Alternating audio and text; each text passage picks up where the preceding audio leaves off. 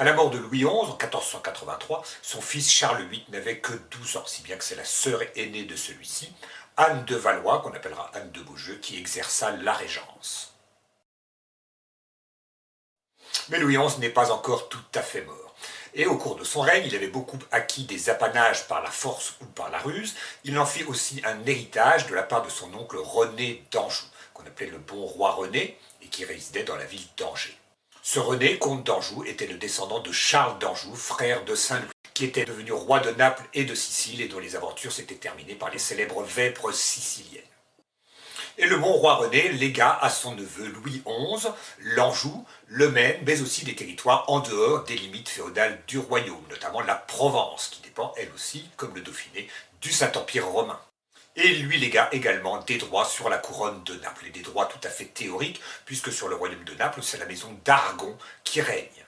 Et donc Louis XI ne se souciera pas du tout de réclamer cette couronne, il est occupé ailleurs. Mais ses descendants ne verront pas les choses de la même façon. Et Louis XI annexa également le Roussillon, qui est la partie française de la Catalogne, cette ancienne marche de l'empire de Charlemagne à cheval sur les Pyrénées. Et Louis XI finit sa vie en reclus dans son château de Plessis-les-Tours, en proie au délire de la persécution. Il se méfiait de tout et de tous. Et il était en proie à une peur panique de la mort. C'est pour cela qu'il portait beaucoup de médailles sur son petit chapeau. Et pour apaiser sa peur maladive, il fit appel à un grand saint, saint François de Paule, qu'il fit venir d'Italie pour lui demander comment échapper à la mort. Mais celui-ci lui révéla, aux surprises, que ce n'était pas possible, mais que par contre on pouvait s'assurer son salut éternel en se repentant de ses fautes et même de ses crimes, ce qui, dans le cas de Louis XI, n'avait rien d'inutile.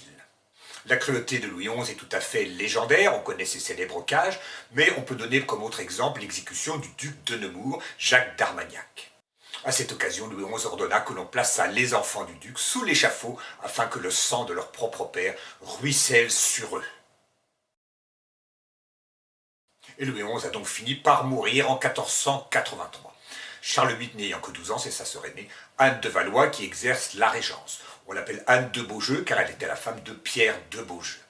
Et elle gouverna jusqu'en 1491 avec une grande énergie, un certain cynisme peut-être hérité de son père, si bien qu'on la surnomma la moins folle femme du royaume. Elle commença par écarter les fidèles serviteurs de Louis XI, Olivier le Daim, ou le Diable, Coictier, ainsi que Tristan l'Hermite. Et elle rendit des charges importantes aux grands du royaume. Finalement, elle revenait au fonctionnement normal de la monarchie capétienne. Et voyant cela, les seigneurs moins importants réclamèrent aussi pour eux-mêmes. Ils obtinrent la réunion des États généraux à Tours en 1484. À cette occasion, le duc d'Orléans, c'est le futur Louis XII, il est aussi premier prince du sang, et à ce titre, il réclame pour lui-même la régence, mais en vain. Il y eut aussi un grand seigneur bourguignon, Philippe Pau, qui prit la parole et qui déclara « La royauté est un office et non un héritage ». C'est-à-dire que le roi est au service du peuple et non pas le propriétaire de cette couronne. Et il déclara aussi, ce qui est un peu la même chose, l'État est la chose du peuple.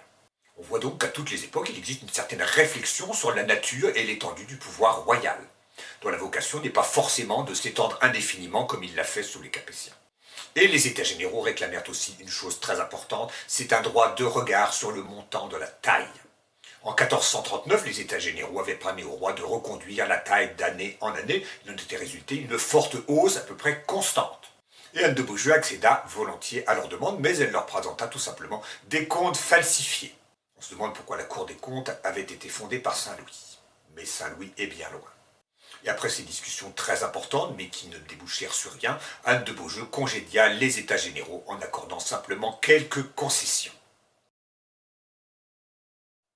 Mais apparemment, ces concessions n'étaient pas suffisantes parce qu'une révolte éclata l'année suivante sous le nom de guerre folle, en 1485.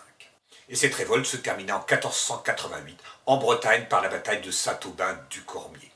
Au cours de cette bataille, remportée par l'armée royale, le duc d'Orléans et le futur Louis XII fut fait prisonnier. Mais c'est pour la Bretagne que cette bataille fut très importante.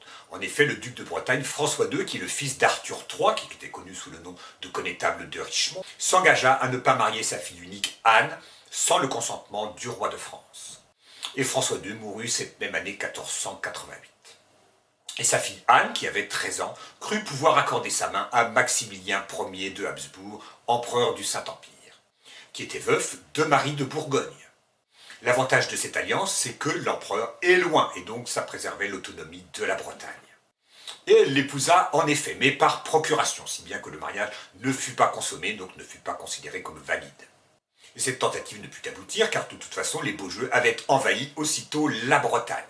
Si bien qu'Anne, duchesse de Bretagne, s'engagea à épouser le roi de France.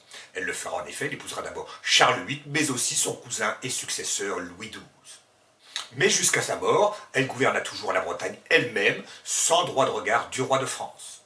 Toutefois, la Bretagne, en théorie, fait partie du royaume de France, mais elle jouit depuis toujours d'une très grande autonomie proche de l'indépendance.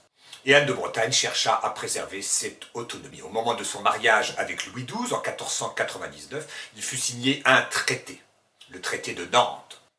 Et après la mort d'Anne, en 1514, il y eut encore une lettre de rattachement de la Bretagne au royaume de France, en 1532. Qui donnait au duché un certain nombre de garanties, notamment le fait que le roi de France n'aurait pas le droit d'élever des impôts sans le consentement des États de Bretagne.